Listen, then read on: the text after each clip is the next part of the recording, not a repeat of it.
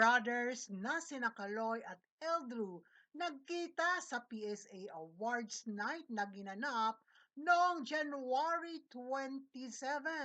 Ito na nga ba ang hudyat ng hiling o pagkakasundo-sundo ng kanilang pamilya at natupad nga ba ang birthday wish ni Carl Eldrew na isa sa mga ito nga ay ang pagkakaayos ng reef ng kanilang family.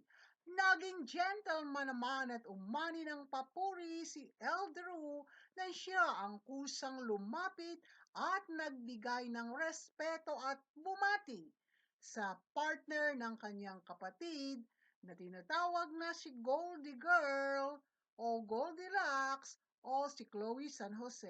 Ko kung ano yung mga mo. Wala, sabay ako eh. Sabay ako. Sama ba natin? So, iniisip ko kung ano yung mga At ng gabing ang iyon ay inihatid ni Kaloy at ng kanyang partner sa bahay nila sa Leberisa ang nakababatang kapatid samot-saring negatibong komento sapagkat hindi nakita na ito ay bumaba at kumaway lamang sa kanyang ama.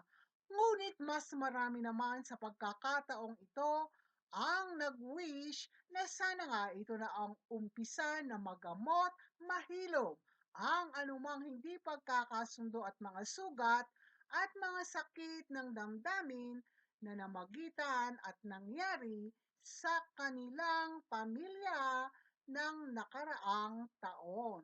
Wishing ang lahat na ito na nga ang umpisa. At naging matipid naman si Kaloy sa kanyang mensahe nang tanggapin ang kanyang award. of course, sa Gab family po. My fellow Olympians, former Olympians, athletes, and coaches. Iiklihan ko na lang po, gusto ko na po talagang magpasalamat sa Panginoon sa lahat ng blessings and challenges na binigay niya sa buhay ko. Lahat ng paghihirap ko, ng pagod, sobrang worth it talaga na nakamit ko yung tagumpay kasama ng mga mahal ko sa buhay. Isa nga sa positibong napansin ng mga netizens ay ang saya sa mata ni Carlos Yulo na makatabi at very proud sa award na nakamit din ng kanyang nakababatang kapatid. Ngunit hindi maiwasang nabash pa rin si Carlos Yulo ng marami lalo na nang kumaway lamang dito sa kanyang ama at hindi ito binaba nang ihatid si Eldrew.